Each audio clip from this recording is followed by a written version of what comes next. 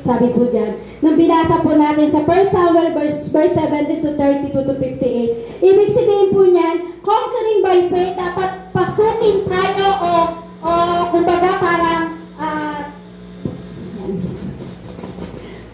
pasukin tayo o tayo ay parang pasukin tayo ng ating pananampalataya o kumbaga tayo ay sakupin. Amen? Kasi kailangan, kung gano'n nanampalataya si King David sa pangalan ni Yahweh, na kaya niyang talunin si Goliath, dapat may ganong pananampalataya ka rin, kapatid. Kasi di ba yung binasa natin yung istorya kanina, talagang sa, di ba, kung yung si Haring Saul, hari na siya, natakot siya kay Goliath, pero ito si King David, siya lamang siyang taga-alaga ng mga hayop, ng mga kawan ng kanyang ama, pero hindi siya natakot sa laki ng Goliath na yun. Amen? Alam niyo po ba kung sino yung Goliath sa buhay natin? Yung higante ng Goliath, alam niyo po ba kung sino yung Goliath sa buhay natin? Yun yung mga problema sa buhay mo. Yung Goliath sa buhay mo. Pero dapat hindi tayo matakot. Kaya kailangan masakop tayo o tayo ay pasukin ng ating pananampalataya na katulad ng pananampalataya ni King David. Sabi diyan, like Saul, it's easy for us to give into fear. Katulad daw po ni Saul na parang andali sa kanya na sumuko. O yung parang kumbaga andali sa kanyang sumuko dahil nakita niya napakalaki ng kaaway. Kumbaga nakain na siya ng takot. Kumbaga nasakop na siya ng takot niya, yung fear niya sa kanyang buhay. Kaya nakita niya yung laki ng kaaway. Pero hindi nakita ni Haring Saul yung laki ng kapangyarihan ng Diyos na ating pinaglilingkuran. Sabi diyan, the enemy is bigger and stronger than us. Ito yung sinabi ni Haring Saul. Sabi niya, the enemy is bigger and stronger than us. Ang kalaban daw po ay mas malaki at mas malakas para sa atin. Yun yung nakita ni Haring Saul. Pero nakita naman ni King David kung gaano makapangyarihan si Yahweh. Sabi ni Haring Saul, mas malaki daw po yung ating kalaban, mas malaki daw po yung nakita niyang si Goliath. Meron po bang mas lalaki sa problema natin sa buhay? Tanungin ko po kayo, sino po dito may mga problema? Lahat po tayo, amen? Lahat tayo dumadaan ng problema, pero meron Diyos na magpapalakas sa atin. Amen? So, ibig sabihin po pala, nakita ni Haring Saul na malaki yung kaaway. Malaki si Goliath, higante po si Goliath. So, ibig sabihin, nakain na siya o nasakop na siya ng takot niya kasi nakita niya yung laki ni Goliath. Hindi niya nakita ang kalakihan ng kapangyarihan ni Yahweh. Nasakop siya ng mga bagay-bagay na inaalala niya na mahina ang kawan ko. Malakas yung mga Pilisteo ngayon. Kumbaga, nasakop na siya ng mga alalahanin niya doon sa kanyang buhay kung bakit nakita niya yung laki ng kaaway na yun. So how can you be a David rather than a Saul? Sabi po dyan. Paano daw po tayo magiging katulad ni King David kaysa kay Saul? Kasi ano gusto niyo po? Si Saul na nakita niya yung kalakihan ng kalaban, yung kalakasan ng kalaban, o maging katulad tayo ni King David na kahit alam niyang malaki ang kalaban, mas nakita niyang mas makapangyarihan ang Diyos na ating pinaglilingkuran. Amen? Kasi kung si Haring Saul po, kung tinignan niya yung lakas, tinignan niya yung kalakihan ni Goliath, alam niyo po, kung yun ang makikita ni Haring Saul, yung napakalaking Goliath na yun. Kaya sabi nga po ni Haring Saul, di ba? The enemy is bigger and stronger than us. Akala niya napakalaki. Akala niya sobrang laki ng kapangyarihan o kalakasan ni Goliath. Pero hindi nakita ni Haring Saul yung kapangyarihan ni Yahweh na kanyang pinaglilingkuran. Pero alam niyo po, ibahin po natin si David. Kung si Haring Saul, hari na siya. Hari na siya pero natakot pa siya. Amen? Di ba nabasa po natin yung istorya? Hari na si Haring Saul, tapos marami siyang mga kawan, marami siyang mga tauhan, mga mandirigma, pero natakot si Haring Saul na nakita niya yung higanting si Goliath. Pero ibahin po natin si King David. Ito si King David, sabi nga po, di ba, itong si King David ay isa po lamang siyang taga-alaga na mga kawan ng kanyang ama. At sabi nga po, di ba, pag nakakita siya ng leon at nakakita siya ng oso, pinapatay niya. Amen? Amen po? Kasi bakit po? Kasi si David, di pa siya hari. Si David, yung time na yun, hindi siya pinasok ng takot. Hindi katulad ni Haring Saul, napasukan siya ng takot sa kanyang puso. Pero si David, hindi yung takot ang umiral sa kanya. Ang umiral kay David, yung time na yun, excuse me po, yung umiral po kay David na yun, yung kapangyarihan na alam niyang merong si Yahweh. Amen? Amen? Kaya sabi niya, di ba, papatayin kita sa pangalan ni Yahweh. Ibig sabihin, nagtitiwala siya sa kapangyarihan ng Diyos. How do you conquer by faith instead of being paralyzed by fear? Sabi po dyan, paano daw po ba tayo malulupig sa pamamagitan ng pananampalataya sa halip na tayo daw po ba ay maparalisa ng takot? Ano po ibig sabihin niyan? Dapat sa buhay po natin, alam natin na marami tayong gulayat. Ano ba yung gulayat? Yung mga problema, mga pagsubok, mga kaguluhan. Ibig sabihin po niyan, malupig, pag mayroon dumating sa atin ganung time na yon, dapat malupig tayo ng pananampalataya. Hindi ka dapat malupig o hindi ka dapat ma-paralyze ng mga problema sa buhay mo. Amen? Sabi, how do you conquer by faith instead of being paralyzed? Dapat hindi ka mapaparalyze ng takot. Amen? Kailangan masakop ka o pasukin ka ng pananampalataya na kahit anong laki o higante ng problema sa buhay mo, hindi ka mapaparalyze. Amen? Dapat hindi tayo mapaparalyze. Dapat malupig tayo o sakupin tayo ng ating pananampalataya. Hindi ka dapat maparalyze. Sabi mo sa iyong katabi, may problema ka ba? May problema ka. Huwag kang matakot. Huwag kang matakot. Huwag kang maparalyze. Huwag kang maparalyze. Manampalataya ka kay Yahweh. Manampalataya ka kay Yahweh. Amen. Kasi, alam niyo po, pag hindi ka natakot, mananampalataya ka kay Yahweh, alam niyo po ba, magtatagumpay ka.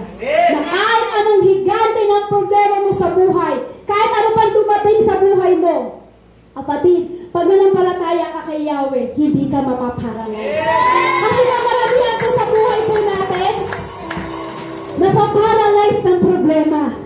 Kawalan ng pera, napaparalyze. Kawalan ng bigas, napaparalyze. Diba? Kamaramihan po kasi sa buhay po natin o kamaramihan sa mga tao po ngayon, pag nakaranas ng kawalan, para silang napaparalyze na. Pero ibahin mo tayo. Ibahin tayo. Diba? Ibahin mo ko. Sabi mo sarili mo, ibahin mo ko. Ibahin mo ko. May Yahweh ako pinagtitiwalaan sa buhay ko. May Yahweh ako pinagtitiwalaan sa buhay ko. Kahit dumating ka sa kawalan, dumating ka sa kaguluhan, dumating ka na talagang as in, kahit piso wala ka, pero hindi ka dapat ma-paralyze. Magtiwala ka kay Yahweh. Ang Diyos na ito ang magtatagumpay sa buhay mo. Kaya dapat huwag kang ma-paralyze. Ano sabi po sa unang-una? Trust God power. Dapat magtiwala ka sa kapangyarihan ng Diyos. Amen?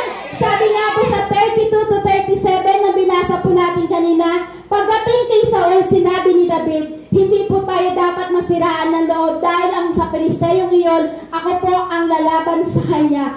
Pagkos kung makikita po natin sa kwentong ito si King David, ito po si David, nagtiwala siya sa kapangyarihan ni Yahweh. Kaya sabi niya, ako ang lalaban. Pero si Haring Saul, hari na siya, makapangyarihan na siya, marami na siyang kawan, pero natakot siya. Pero ito si David, hindi po siya natakot. Kahit higante si Goliath, sabi niya, ako ang lalaban. Sinabi ni Saul, hindi mo kaya ang Pilisteyong iyan, batang-bata ka pa, samantalang siya ay isang mahusay na mandirigma mula pa sa kanyang kabataan. Ngunit sinabi ni David kay Saul, ako po ang nag-alaga sa kawan ng aking ama. Kapag ang isa sa mga tupang inaalagaan ko ay tinatangay ng leon o oso, hinahabol ko po ito at inaagaw ang tupa. Kapag hinaharap ko ang leon, ang oso, hinahawakan ko ito sa panga at pinapatay. Nakapatay na po ako ng mga leon at oso. Isasama ko po sa mga ito ang Pilisteo yun Nilalait niya ang hukbo ng Diyos na buhay. Idinuktong pa ni David, iniligtas ako ni Yahweh mula sa mga mabangis na leon at mga oso. Ililigtas din niya ako sa kamay ng Pelisteyong yun. Kung makikita niyo po, grabe si David magtiwala sa kapangyarihan ni Yahweh. Sabi niya, di ba sabi ko, isasama ko ang Pelisteyong iyan na nanlalait sa hukbo ng ating Diyos na buhay. Ibig sabihin, nagtiwala si David doon sa kapangyarihan ni Yahweh. Kaya dapat kapatid, kung ikaw ay dumaranas ang pagsubok sa buhay mo, kailangan magtiwala ka lang sa kapangyarihan ng ating Diyos na buhay. Amen? Kasi ang buhay po natin sa mundong ito, hindi tayo ligtas sa mga pagsubok. Ang kailangan lang natin, manampalataya at magtiwala sa kapangyarihan ng Diyos. You conquer by faith when you trust God's power. Sabi po dyan, you conquer by faith when you trust God's power. Una po sa lahat, dapat manalo tayo sa pamamagitan ng pananampalataya at pagtitiwala po natin sa ating Panginoong Hesus. Yun ang kailangan. Yun ang kailangan natin kasi pag hindi ka nanampalataya at hindi ka nagtiwala sa kapangyarihan ng Diyos, paano tayo magtatagumpay? Paano pagtatagumpayan yung mga bagay na problema na dumarating sa buhay mo? Kaya kailangan trust God. Sabi diyan, you trust God power. Sabi po diyan, kailangan mag-trust ka sa kapangyarihan ng Diyos. Sabi po diyan, just like a Goliath was bigger and stronger than anyone in the Israelite army, enemy is bigger and stronger than you. Ibig sabihin diyan, tulad daw po ni Goliath, mas malaki at mas malakas kaysa sa Israelita po. Ito po si Goliath, malaki po yung hukbo nila, malakas po sila kaysa po sa mga sa hukbo ng mga Israelita. Alam niyo po ba, kahit itong kaaway nito ay mas malaki at mas malakas, pero alam niyo po, kahit nakita ni Saul na mas malaki at mas malakas itong kaaway na to, pero si David ito yung nakita. But God is bigger, stronger than the enemy. Ngunit ang Diyos ay mas malaki. Ngunit ang Diyos mas malakas kaysa sa kaaway. Kaya mga kapatid, huwag kang maging haring Saul. Maging David ka. Magtiwala na sa kapangyarihan ng Diyos. Kung nakita ni Saul na ang kaaway ay mas malakas, pero si David, nakita niya, but God is bigger, stronger than enemy. Mas malakas ang Yahweh na ating pinaglilingkuran. Amen? Kaya kailangan kapatid, pag may problema, trust God lang. Amen? Huwag kang mapaparalyze. Tiwala ka lang sa kapangyarihan ng Diyos. Don't worry about your weakness. Kung may kahinaan ka man, huwag kang mag-alala tungkol sa kahinaan mo. Magtiwala ka sa kapangyarihan ng Diyos. Trust God. Amen? Sabi niya, don't worry about your weakness. Kung ano man ang kahinaan ng bawat isa sa atin, huwag kang mag-alala. Amen? Huwag kang mag-alala kasi ano man yung kahinaan mo, sabi nga, ano man ang kahinaan mo, sabi John, ang pagtitiwala sa kapangyarihan ay sa kapangyarihan ng Diyos. Kumbaga, nangangahulugan ito na hindi ka mag-aalala sa anumang tungkol sa iyong sarili. Kumbaga, ang pananampalataya mo at humingi ka ng alam mo kapangyarihan ng Diyos, hindi ka kailangan mag-alala tungkol sa kahinaan mo, kapatid. Kasi bakit? Meron kang Diyos na pinagkakatiwalaan sa buhay mo. Amen? Kaya kung ano yung kahinaan mo, trust God lang. Maniwala ka, manampalataya ka, at trust God lang sa kapangyarihan ng Diyos. Kasi yung Diyos na ating pinaglilingkuran ay makapangyarihan.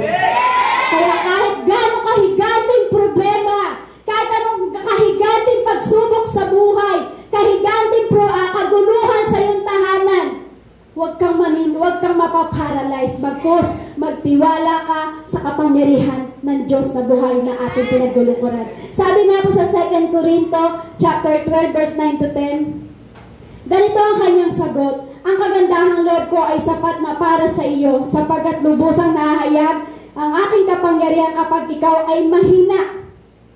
Ano po sabi po sa verse 9? ganito ang kanyang sagot, ang kagandahang loob ko ay sapat na para sa iyo. Sapat na ang kagandahang loob ng Diyos para sa iyo, sapagkat lubusang nahahayag ang aking kapangyarihan kapag ikaw ay mahina. Kapag tayo ay mahina, lubusang nahahayag ang kalakasan at kapangyarihan ng Diyos sa atin. Kaya buong galak kong ipagmamalaki ang aking kahinaan upang manatili sa akin ang kapangyarihan ni Kristo. Alang-alang kay Kristo, ako'y may kasiyahan sa gitna ng mga kahinaan, mga pagkutya ng mga kahirapan, pag-uusid at kagipitan, sapagkat kapag ako ay mahina, doon ako nagiging malakas. Kapatid, kapag ikaw ay nagiging mahina, dapat doon ka maging malakas.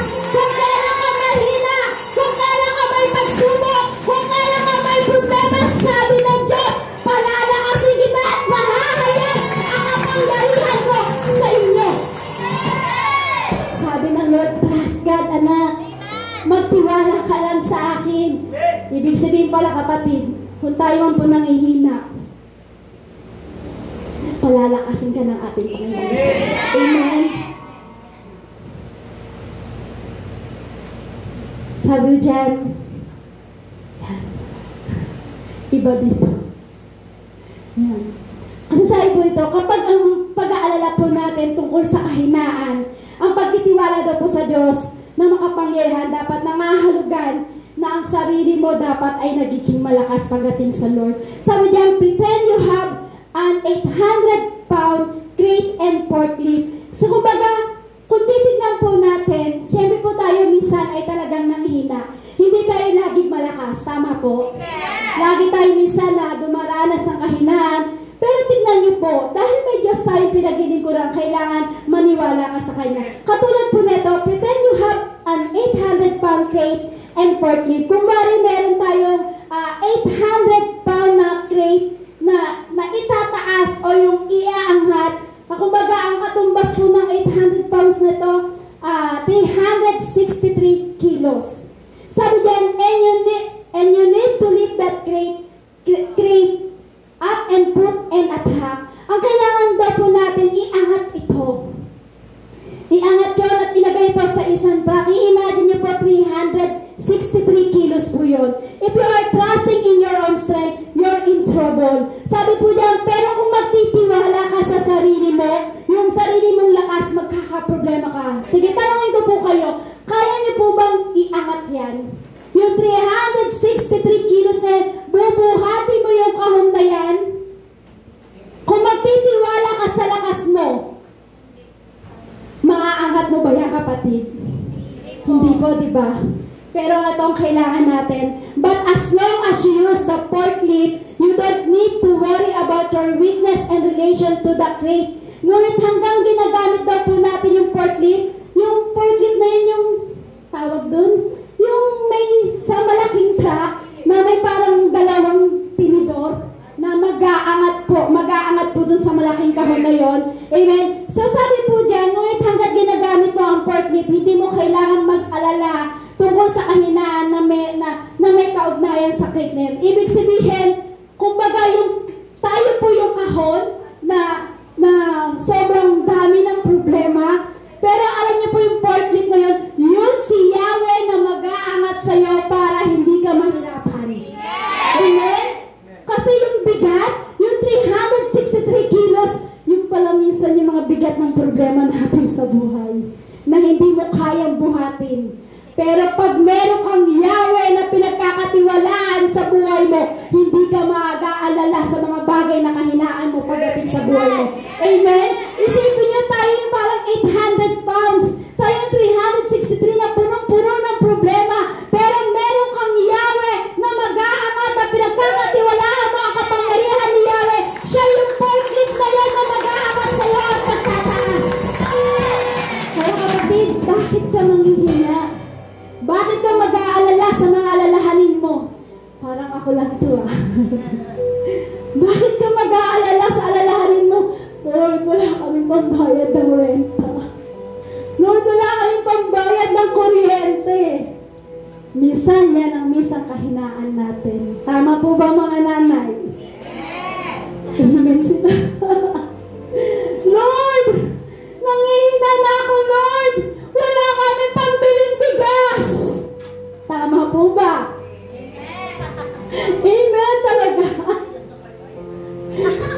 Ano daw? Ano sabi? Sabi, Lord, wala kami panghulog. Sabi ni Nanay Linda sa 5-6 daw. Di ba minsan, nangihina tayo sa mga pagsubok natin sa buhay. Pero bakit meron Diyos na tayo pinagkakatiwalaan? Ano mang panghihina mo, ano mang paglulugmok mo, ang Diyos ang mag-aangat sa'yo para muli kang lumakas. Sabi na may bless that power. Where are we compared to the enemy? Lahat po tayo ay nangihina kumpara doon sa kaaway na yun. Nangihina man tayo pero bibigyan tayo ng kalakasan. But as long as you trust in God's power, you don't need to worry about your weakness. Ngunit hanggat nagtitiwala ka sa Diyos, kapatid, ano po yun? Yan. Hanggat nagtitiwala ka sa Diyos na makapangyarihan, hindi mo na kailangan mag-alala tungkol sa iyong kahinaan. Amen? Hanggat nagtitiwala ka sa kapangyarihan ng ating Diyos, hindi mo na kailangan mag-alala tungkol sa kahinaan mo. Bakit? Remember God's faithfulness in the past. Amen? Hindi ka na kailangan mag-alala sa kahinaan mo, kapatid. Remember God's faithfulness in the past. Yung alalahanin natin, nalalahanin natin sa ating buhay, maalala mo na may katapatan ang Diyos sa ating buhay. Tapat ang Diyos sa ating buhay. Kumbaga, yung past na yun, huwag mo nang alalahanin yung past na yun eh. Kumbaga, dun sa past mo, sa kahinaan na yun, alalahanin mo ang Diyos na ito ay naging faithful sa iyo. Kaya dapat hindi mo na alalahanin yung mga bagay na panghihina mo. Ang alalahanin mo, yung katapatan ng Diyos sa buhay mo. Huwag mo nang alalahanin. Huwag mo nang iaalala yung kahinaan na nangyari sa iyo. Kung saan ka bumaksak, bagkus, alalahanin mo sa buhay mo kung paano ka inangat at naging tapat ang Diyos sa buhay mo. Amen. Sabi nga po sa 34, verse 37, ngunit sinabi David kay Saul, ako po ang nag-alaga sa kawan ng aking ama. Kapag ang isa sa mga tupang nilagaan ko ay tinatangay ang leon, oso, hinahabol ko po ito at inaagaw ang tupa. Kapag hinaharap ko ang leon o ng oso, hinahawakan ko ito sa panga at pinapatay. Nakapatay na po ako ng mga leon at mga oso. Isasama ko po ito sa mga isasama ko po sa Pilisteo ngayon, sapagat ang nilalait niya ay hukbo ng Diyos na buhay. So, ano po ibig sabihin po niyan? Ito pong si King David, ito pong si David, nakita po niya kung paano talaga ang kapangyarihan ng Diyos. Sabi nga po sa Deuteronomy chapter 7, verse 17 to 18, huwag ninyong ikabahala kung paano ninyo matatalo ang mga mas makapangyarihang bansang ito. Huwag kayong matatakot sa kanila. Alalahanin ninyo ang ginawa ni Yahweh sa Paraon at sa buong Ehipto. Ito pong kwento nito, i-shortcut ko na lang po kasi yung oras po natin. Yan po yung time na yun, kung maaalala po natin kung paano gumawa si Yahweh, nagpadala ng mga salot doon sa Paraon na yun at kung paano nailabas ang mga Ehipto po doon. Kaya sabi po dyan, huwag ninyong ikabahala kung paano ninyo matatalo ang mga makapangyarihan. Kasi itong Paraon na to, makapangyarihan. Amen. Hindi po makakalabas ang mga Israelita, ayaw niyang payagan. Pero alam niyo po, etong si Yahweh, ito pong ang mga Israelita nagtiwala kay Yahweh sa kapangyarihan ni Yahweh kung bakit nagtagumpay sila sa gawa ng Paraon. I-shortcut ko na lang po. Sila po yung dumaan doon po sa hati natin ng dagat kung bakit po sila nakaligtas. Amen po. Sabi diyan, David isn't worried about his weakness. Si David daw po ay hindi nag-alala tungkol sa kanyang kahinaan. Kaya kapatid, kung nagtitiwala ka kay Yahweh, hindi ka dapat hindi ka mag-alala o huwag kang mag-alala o huwag mo ikabahala kung ano mang merong kahinaan sa'yo. Because He's remembered God's faithfulness in the past. Sapagat naalala niya yung Diyos na kabanalan na noong, kung maaalala mo, kung paano ka ba dati sa past mo, sa dating nangyari sa buhay mo, paano ka ba pinalakas ng Diyos? Yun yung alalahanin mo. Huwag mo nang isipin kung ano yung kahinaan mo. David knows that he could have defeated the lion and the bear on his own. Alam ni David na hindi siya maaaring talunin ni Goliath. Tama po? Kasi alam niyo po, siya yung pumapatay ng leon at mga oso eh. So, ibig sabihin, nagagawa ni David ang pumatay ng oso at ng leon na mababangis at kung paano niya hinahawakan sa panga at ito'y pinapatay. Pero alam niyo po, ginawa ni King David, nagtiwala siya sa kapangyarihan ni Yahweh. Nagtiwala siya kung paano niya mapapatay ang Pilisteyong ito. Ginawa iyon ni Yahweh sa kanyang buhay. And God will do not the same with this uncircumcised Philistine who has defied the armies of the living God. Gayon din ang gagawin ng Diyos dun sa mga Pilisteyong iyon na kumbaga yung humahamon kung paano napatay ni David ang mga oso at mga leon na yon, ganun din po ang ibibigay ni Yahweh kay David kung paano niya mapapatay na humahamon na Goliath na yon. Alam niyo po, ganun din po sa ating buhay. Pag ikaw ay dumadanas ng mga hindi magaganda sa buhay mo, yung mga alalahanin mo o yung mga worries mo sa buhay mo, alam niyo po ba, tignan mo kung paano ka tinulungan dati ni Yahweh. Tignan mo kung paano ka dati binigyan ng lakas ng Diyos. Kasi kailangan matuto tayong magtiwala sa kapangyarihan ng Diyos. Is whatever you're facing bigger than you right now? Sabi po dyan, ano man daw po yung ating kinaharap, dapat mas maisip mo, mas malaki ngayon ang Diyos na pinaglilingkuran mo. Paano po ba yun? Kung baga dati, di ba, nang tayo po nang hindi pa natin nakikilala ang Diyos at hindi pa po tayo nagtitiwala sa kapangyarihan ng Diyos, di ba? Pag meron po tayo mga kinaharap sa buhay, di ba, hindi minsan napaparalyze tayo. Di ba, minsan nandun yung nag-aalala ka, pero bakit din tayo nakakilala ka sa Diyos at naniniwala ka sa kapangyarihan ng Diyos? Alam niyo po ba, di ba minsan kinaharap man natin ang problema, ano sinasabi natin? Kaya ng Diyos yan. Amen? Amen? Ginagawa po ba natin yung, Diyos na ang bahala dyan? Amen. Meron po ba dito nagsasabi niyan, Lord, bahala ka na in Jesus' name? Amen. Hindi mo na inaalala yung bagay na yun. Kumbaga, ang inaalala mo kung gano'ng makapangyarihan si Yahweh na kaya kang pagtagumpayin sa mga bagay ng mga alalahanin mo sa buhay. Amen. Kasi bakit? Trust God power. Naniniwala ka sa kapangyarihan ng Diyos. Don't worry about your weakness. Kasi alam mo yung kahinaan mo, ang Diyos ang magpapalakas sa'yo. Remember God's faithfulness in the past. Tandaan mo, ang katapatan ng Diyos ay nasa iyo, kapatid. Nanghina ka man, lumaan ka man sa pagsubok. Pero ang sinasabi ng Diyos sa atin, tandaan mo, ang katapatan ng Diyos ay nasa iyo. Amen? Kasi kailangan lang po magtiwala tayo sa Diyos. Sabi mo sa katabi, trust God. Trust God. Kahit walang pera, trust God. Kahit walang pera, trust God. Kahit anong pagsubok o bago na dumating sa buhay mo, ang gusto ng Diyos, magtiwala ka kay Yahweh. Kaya ang una, magtiwala. Pangalawa, use God's weapon. Yung una, di ba sinasabi po dyan, dapat tayo daw po ay manalo sa pamamagitan ng pananampalataya. Tayo ay kumbaga mag-trust God o tayo magtiwala sa ating Panginoon. Ngayon naman po, yung pangalawa naman po, dapat gumamit naman daw po tayo ng sandata ng Diyos. Amen? Kung makikita nyo, yan lang po yung pinanggamit ni King David, 5 bato. At yung isang tinidor na yun. Versus dun sa malaking espada ni Goliath. Sabi po sa 38 to 50, babasahin ko po. Kasi kailangan po natin basahin kasi ito po kasi yung kwento.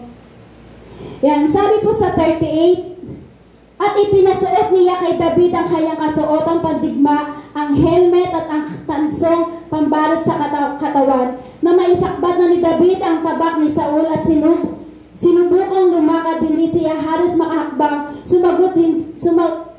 makahakbang sapagkat hindi siya sanay sa ganoong kasuotan. Kaya sinabi ni kay Saul, hindi ko na po gagamitin ang mga ito, at hinubad niya ang nasasabing kasuotan ng pandigma. Pagkatapos dinampot niya ang kanyang tungkod, namunot siya ng 5 makikinis na bato sa sapa, inilagay sa kanyang supot sa pamamastol ng lumakad upang harapin si Goliath. Ito po yung time na to,